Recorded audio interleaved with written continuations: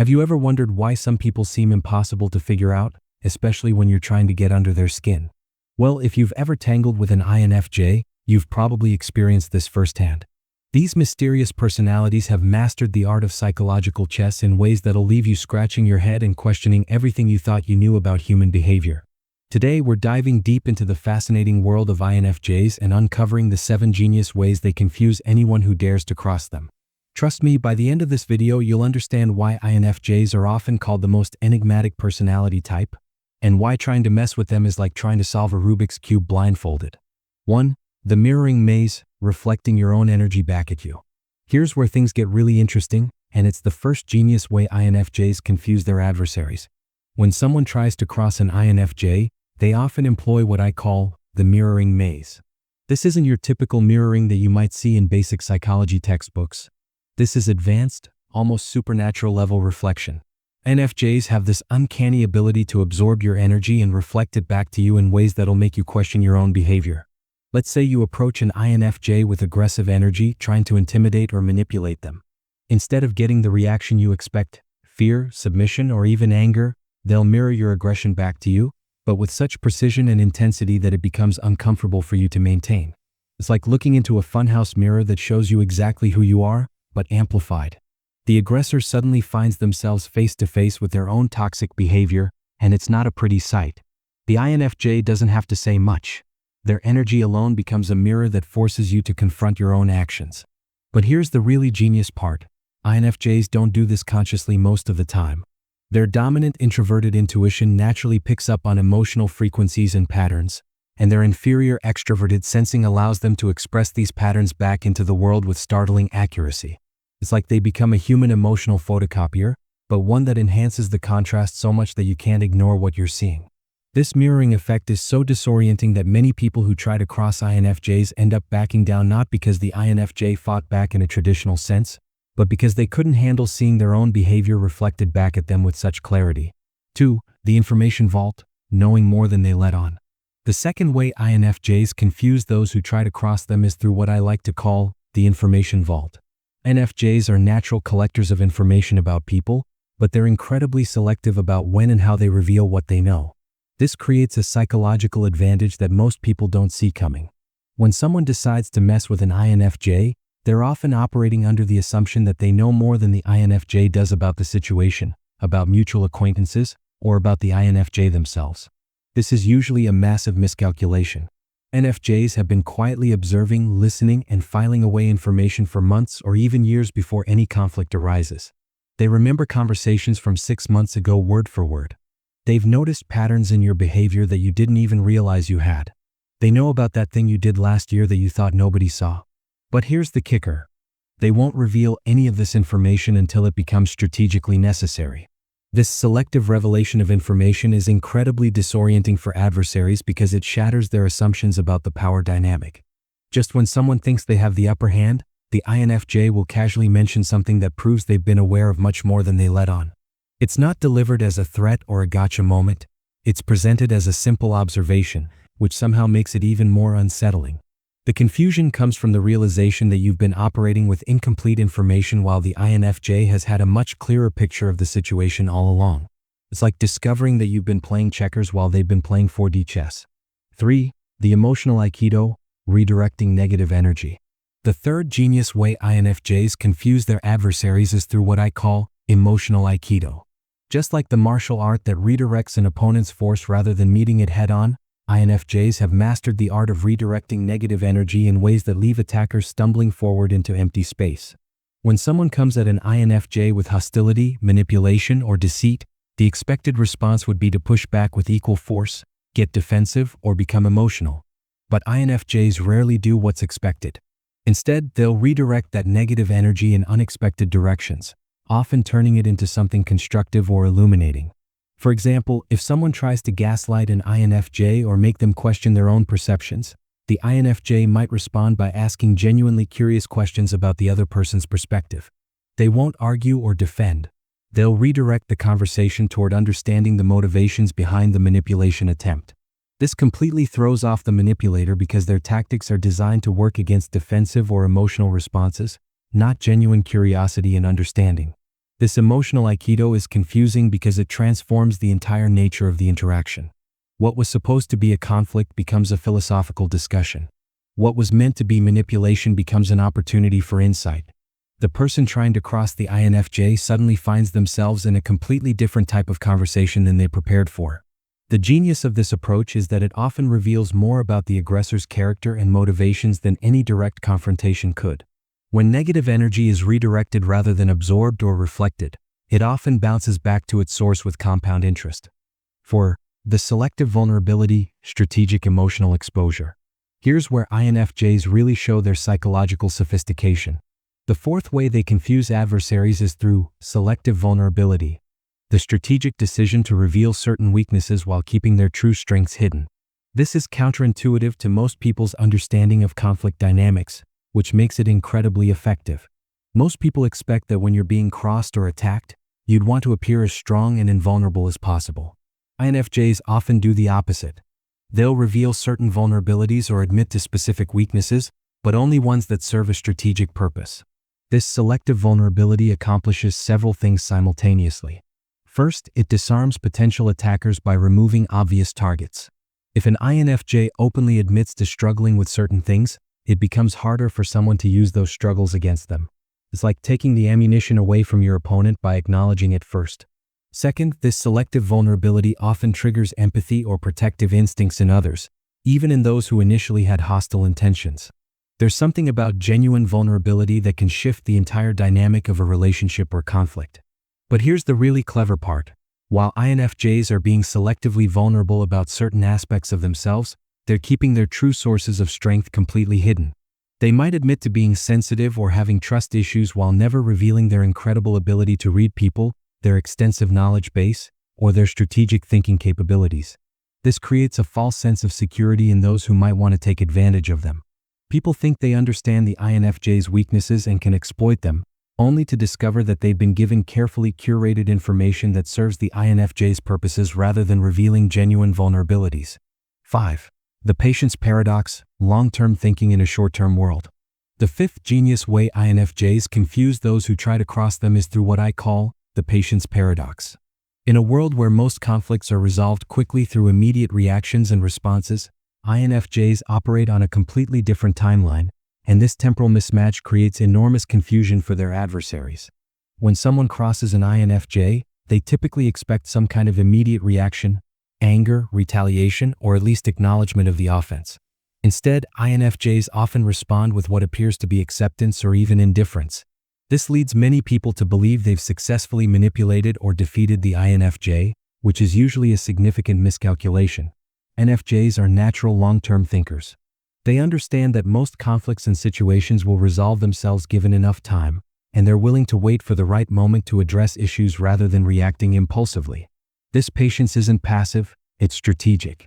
They're using time as a tool to gather more information, understand deeper motivations, and position themselves more advantageously. The confusion comes when the person who crossed the INFJ realizes that what they interpreted as weakness or submission was actually strategic patience. Weeks or months later, when the INFJ finally addresses the situation, they do so with such comprehensive understanding and strategic positioning that the original aggressor is completely caught off guard. This long-term approach also allows INFJs to see patterns and consequences that others miss. While someone might be focused on winning a particular battle, the INFJ is thinking about the entire war. They understand that some victories aren't worth the cost, and some defeats are actually strategic advantages in disguise. The patience paradox is confusing because it challenges fundamental assumptions about how conflicts work. Most people expect immediate cause and effect, but INFJs operate in a world of delayed gratification and strategic timing that can leave adversaries wondering what just happened. 6. The authenticity shield, being genuinely themselves as protection. The sixth way INFJs confuse those who try to cross them might seem simple on the surface, but it's actually quite sophisticated. I call it the authenticity shield, the practice of being so genuinely themselves that it becomes impossible for others to manipulate or deceive them effectively. Most manipulation tactics work by exploiting people's desires to be liked, accepted, or to fit in. They prey on insecurities, social pressures, and the fear of being different or alone. But here's the thing about INFJs. They've usually already done the hard work of accepting their own uniqueness and authenticity. They know they're different, they've made peace with it, and they're not trying to be anyone else. This authenticity acts as a shield because it removes most of the leverage that manipulators rely on. You can't threaten to exclude someone who's already comfortable with being different. You can't make someone feel bad about their quirks when they've already embraced them. You can't manipulate someone's desire for approval when they're more interested in being authentic than being popular. But the authenticity shield does more than just protect. It also confuses attackers by removing expected vulnerabilities. When someone tries to shame an INFJ for being too sensitive, too idealistic, or too different, they often find that the INFJ simply agrees with them. Yes, I am sensitive. Yes, I do care about ideals.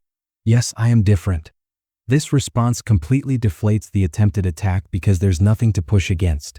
Moreover, this authenticity often highlights the inauthenticity of those trying to cross them. When someone is being genuinely themselves in the face of manipulation or attack, it creates a stark contrast that makes the manipulator's behavior more obvious to everyone watching. It's like standing a real diamond next to cubic zirconia. The difference becomes impossible to ignore. 7. The invisible network, connections you never saw coming.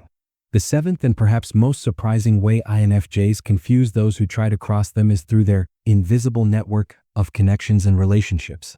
This is where many people severely underestimate INFJs, and it often leads to the most shocking reversals of fortune. Because INFJs are introverts who prefer deep, meaningful relationships over wide social networks, people often assume they're isolated or lack social influence. This assumption couldn't be more wrong. INFJs may have fewer connections than extroverts, but the connections they do have are often incredibly strong, loyal, and influential. Here's how this works in practice. When someone tries to cross an INFJ through social manipulation, reputation damage, or isolation tactics, they're often surprised to discover that the INFJ has deep relationships with people they never expected. That quiet INFJ might be best friends with someone in management, have a mentor relationship with an industry leader, or be deeply trusted by influential community members.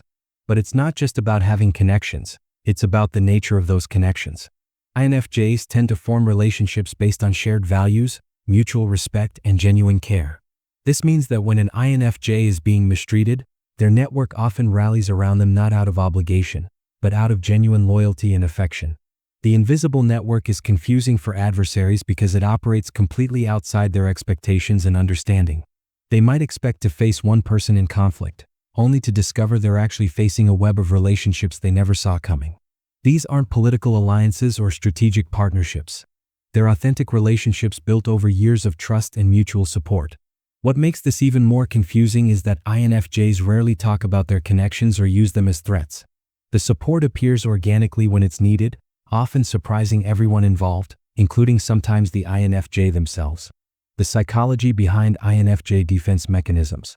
To truly understand why these 7 strategies are so effective, we need to dig deeper into the psychological foundations that make INFJs operate this way. It's not that INFJs are consciously scheming or manipulating. Rather, their natural cognitive functions create these patterns as a natural response to conflict and threat. The dominant function of introverted intuition, NI, means INFJs are constantly processing patterns and possibilities beneath the surface of consciousness. When threatened, this function goes into overdrive, analyzing motivations, predicting outcomes, and identifying the most effective responses. This is why INFJs often seem to know things they shouldn't know or respond in ways that seem perfectly calibrated to the situation. Their auxiliary function of extroverted feeling, FE, makes them highly attuned to the emotions and motivations of others. This isn't just empathy, it's emotional intelligence weaponized. INFJs can read the room, understand what people need to hear, and navigate complex social dynamics with surgical precision when they need to.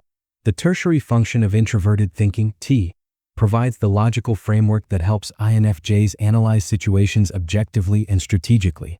This is what allows them to step back from emotional reactions and make calculated decisions about how to respond to threats or attacks. Finally, their inferior function of extroverted sensing, SE, might seem like a weakness, but in defensive situations, it often provides the final piece of the puzzle. It allows INFJs to pick up on subtle environmental cues, read body language accurately, and respond to immediate threats with surprising effectiveness. Why these strategies are so effective? The reason these 7 strategies are so effective at confusing adversaries comes down to expectation versus reality. Most people approach conflict with a set of assumptions about how others will behave, and these assumptions are based on more common personality types and patterns. When someone tries to cross an INFJ, they're usually expecting responses based on extroverted patterns, thinking patterns that prioritize immediate gratification, or emotional patterns that are more reactive and predictable. Instead, they encounter a personality type that operates on completely different principles and timelines. This mismatch between expectation and reality creates cognitive dissonance in the adversary. They prepared for one type of chess game and found themselves playing an entirely different sport. It's like showing up for a boxing match and discovering your opponent is playing tennis instead. Moreover, these strategies work because they're not manipulative in the traditional sense. They're authentic expressions of how INFJs naturally process and respond to conflict. This authenticity makes them sustainable and consistent, which means they don't break down under pressure the way more artificial strategies might. The ethical dimension: defense, not offense. It's important to understand that these 7 ways INFJs confuse their adversaries are fundamentally defensive rather than offensive strategies. INFJs typically don't seek out conflict or try to harm others proactively. These patterns emerge when they're being threatened, manipulated, or attacked by others. This defensive nature is crucial to understanding why these strategies are so effective. They're not about winning or dominating, they're about protecting authenticity, maintaining integrity, and preserving the ability to continue being genuine in a world that often punishes authenticity. Because these strategies come from a place of protection rather than aggression, they carry a moral authority that makes them more effective. People can sense when someone is fighting to preserve something valuable versus when someone is fighting to take something away from others. Common misconceptions about INFJ defensive strategies. There are several misconceptions about how INFJs handle conflict that are worth addressing. The first is that INFJs are pushovers or easy targets because they're introverted and value harmony. As we've seen, this couldn't be further from the truth. INFJs value authentic harmony, not superficial peace at any cost. Another misconception is that INFJs are manipulative or calculating in the same way that more predatory personality types might be. The strategies we've discussed aren't conscious manipulations. They're natural expressions of INFJ cognitive functions responding to threat. Finally, some people assume that because INFJs are rare and different, their defensive strategies must be weak or ineffective. The reality is that their rarity is actually part of what makes their strategies so effective. Most people simply don't have experience dealing with INFJ responses to conflict, which creates the confusion we've been discussing. How to recognize these patterns in real life.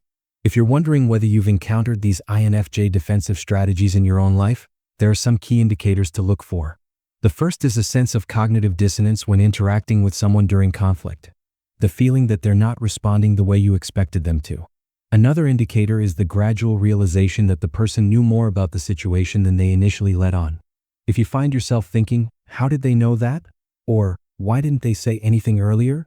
you might be encountering the information vault strategy. You might also notice that your own behavior or motivations become more visible to you during interactions with certain people. This could be the mirroring effect at work, helping you see yourself more clearly through their responses. The broader implications for understanding human psychology. The effectiveness of these INFJ defensive strategies tells us something important about human psychology and social dynamics. They demonstrate that authenticity, patience, and strategic thinking often trump aggression, manipulation, and immediate gratification in the long run. They also show us that introversion isn't weakness and that quiet observation can be more powerful than loud proclamation. In a world that often values extroversion and immediate action, INFJs prove that there are other equally valid and often more effective approaches to navigating conflict and challenge. These strategies also highlight the importance of understanding different personality types and cognitive functions. What looks like weakness in one framework might actually be strength in another. What seems like passivity might actually be strategic patience. Practical applications for non-INFJs. Even if you're not an INFJ, there are valuable lessons to be learned from these defensive strategies. The power of authentic vulnerability, the importance of patience in conflict resolution, and the value of understanding others' motivations are universally applicable principles. The mirroring technique can be adapted by anyone who wants to help others become more self-aware. The information vault approach teaches us about the strategic value of listening more than we speak and observing more than we react. Perhaps most importantly, these strategies demonstrate that there are alternatives to aggressive or manipulative approaches to conflict. They show us that it's possible to protect yourself and your interests without causing unnecessary harm to others. Conclusion: the art of authentic defense. As we wrap up our exploration of the 7 genius ways INFJs confuse anyone who tries to cross them, it's important to remember that these aren't tactics to be copied superficially. They work for INFJs because they emerge naturally from their cognitive functions and authentic personality traits. What we can learn from INFJs is that the most effective defensive strategies often come from a place of authenticity rather than artifice. The mirroring maze works because INFJs naturally absorb and reflect emotional energy. The information vault is effective because INFJs genuinely enjoy observing and understanding people. The patience paradox works because INFJs naturally think in long-term patterns. These 7 strategies, the mirroring maze, the information vault, emotional aikido, selective vulnerability, the patience paradox, the authenticity shield, and the invisible network, represent a masterclass in how to navigate conflict while maintaining your integrity and authenticity. For those who might be tempted to cross an INFJ in the future, consider this your friendly warning. You're not just dealing with an individual, you're encountering a personality type that has spent a lifetime developing sophisticated ways to protect their authentic self while navigating a world that often doesn't understand them. And for the INFJs watching this, remember that your natural responses to conflict are not only valid but often incredibly effective. You don't need to become someone else to protect yourself. Being authentically yourself is often the best defense you have. The next time you encounter someone who seems impossible to figure out, especially during conflict, ask yourself if you might be seeing these INFJ patterns at work. Understanding these strategies doesn't just help us appreciate the complexity of human psychology, it also reminds us that there are many different ways to be strong, many different ways to be effective, and many different ways to navigate the challenges life throws our way. In a world that often rewards aggression and manipulation, INFJs prove that authenticity, patience, and strategic thinking can be just as powerful and often more sustainable in the long run. That's something worth remembering whether you're an INFJ yourself or just trying to understand the fascinating people in your life who operate on a completely different wavelength than most of the world around them.